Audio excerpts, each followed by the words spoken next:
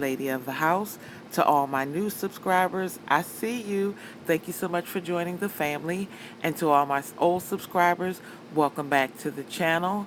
If you haven't already hit that subscribe button, go ahead and do so if you're new. And I will see you guys in the next video. Thank you so much for watching. Bye bye. Hey YouTube, welcome back to the channel. It's Lady of the House. So today I'm going to be sharing my recipe for cranberry orange bread. I absolutely love making this recipe in the fall. I normally make it 3 times a year in the fall. Usually at the beginning of fall. I make it on Thanksgiving Day as well as Christmas, and my family loves it, and I love the way the flavors mix together. If fall had a taste, then this would be it.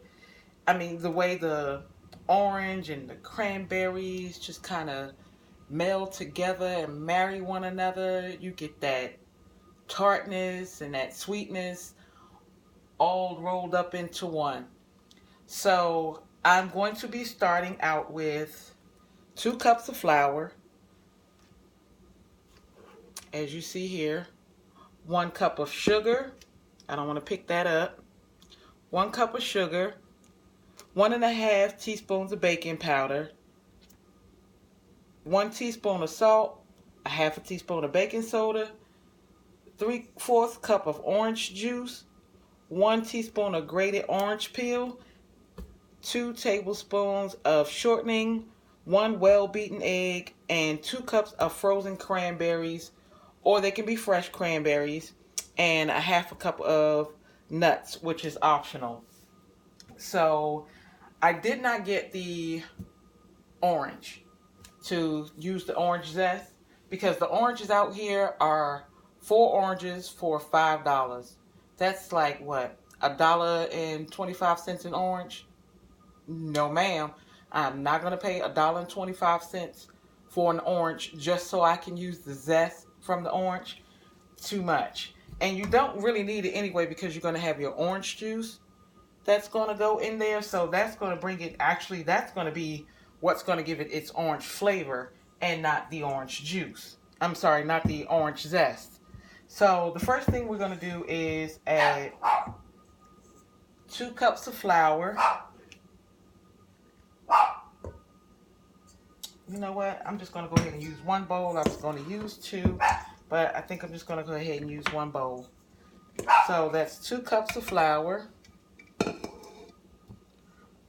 1 cup of sugar.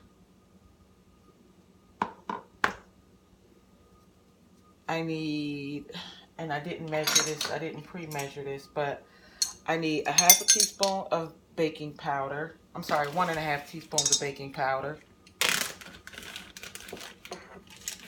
I'm just going to go ahead and get that out.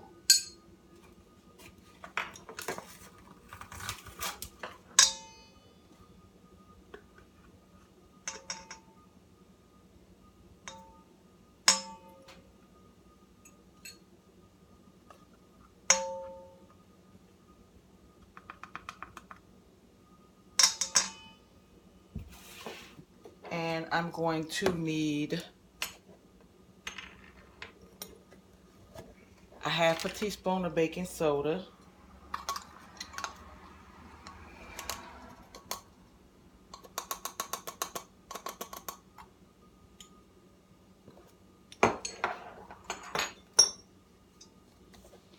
And then I need to get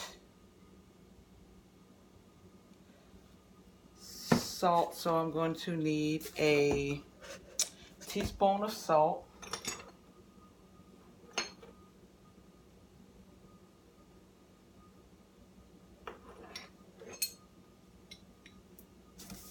And I know that seems like a lot of salt, but it's actually not.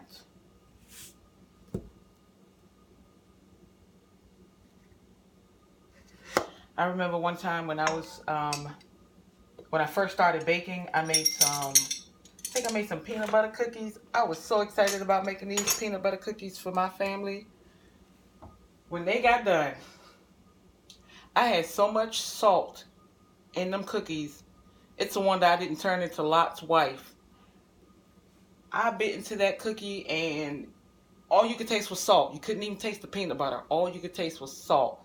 It was horrible. I was so disappointed in myself because you couldn't tell me at 12 years old that I couldn't bake. You just couldn't. But I proved myself wrong, and I just immediately I just threw the cookies away. I just couldn't do it. Okay, so now that I have all my ingredients mixed up, you could totally stop right here and just go ahead and start adding your wet ingredients. But I'm going to go ahead and add some other flavors to this, and I'm going to be using a quarter teaspoon of ground cinnamon, and I hope I got some more cinnamon somewhere.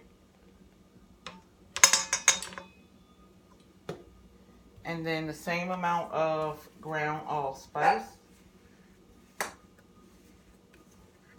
Don't know why this, oh, this is new. I haven't even opened this yet.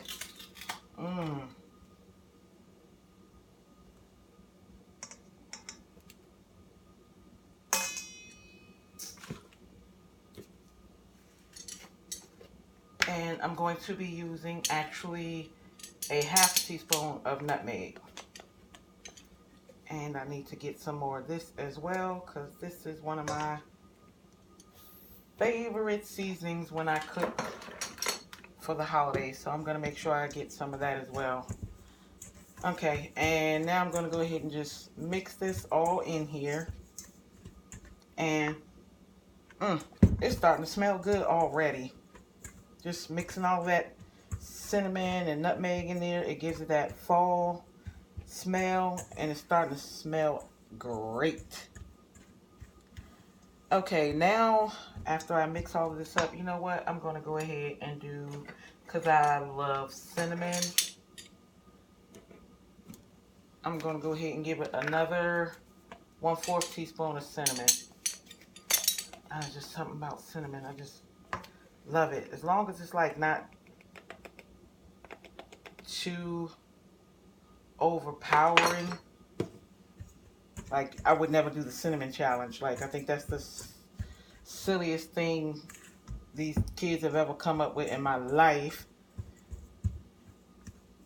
Okay, so now I have all my ingredients, and I don't know why it's not staying in the bowl. Now that I have all of that mixed up, I'm going to go ahead and get my orange juice out. And I need 3/4 cups of orange juice. And I'm just going to mix it in here with this flour.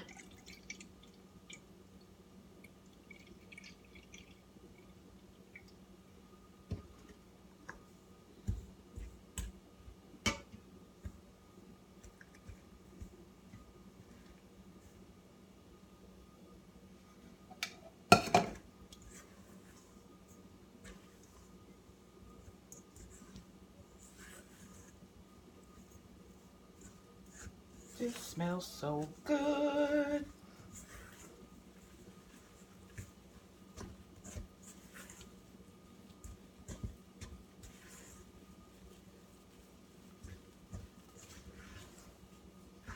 I'm gonna make sure it's all mixed in before I add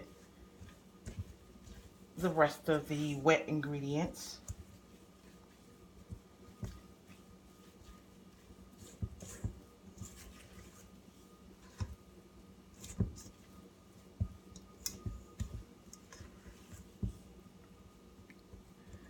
And now I'm going to go ahead and add my oil, and I'm going to need, how much oil did I say? 2 tablespoons. So I'm going to go ahead and add 2 tablespoons of oil to this, or shortening.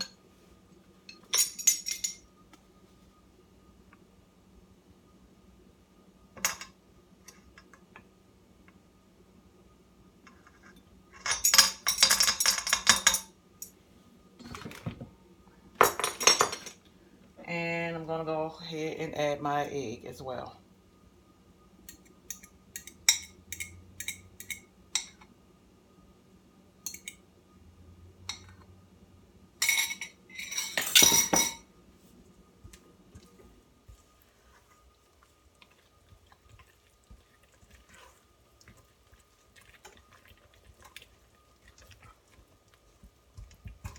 Okay, the last time I made this recipe, it said that it was good for one 9 by 5 inch loaf pan.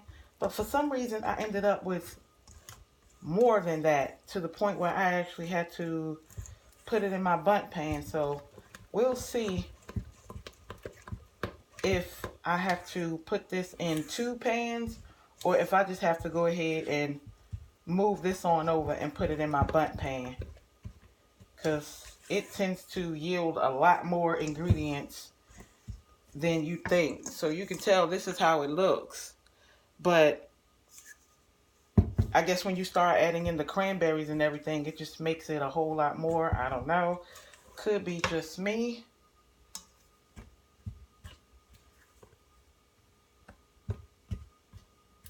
Okay, so now that that's all nice and mixed up, I can start adding in my cranberries.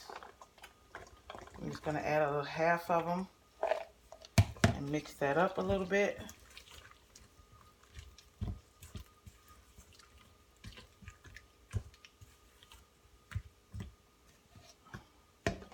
Add the other half and mix that up. Now last year when I made this, I didn't put any nuts in it, but I'm going to go ahead and use this small bag of chopped pecans, and you can use any kind of nut you want. You can use pecans or walnuts. I'm not sure, almonds, shaved almonds. I'm not sure about like cashews or anything like that. I don't know if I will put that kind of nut in here, but, and they're pretty broken up, so I don't have to break this pack up or chop it up anymore. They're pretty finely chopped. So just gonna go ahead and I'm gonna add the whole bag, since it's just a little bag from the Dollar Tree. And I felt like I should have added nuts the last time I made it, because it was great, but it felt like it did need a little crunch or something. And the cranberries are going to get really soft. They're going to burst inside of the batter, so that's going to be cool to see what these cranberries look like when they do that.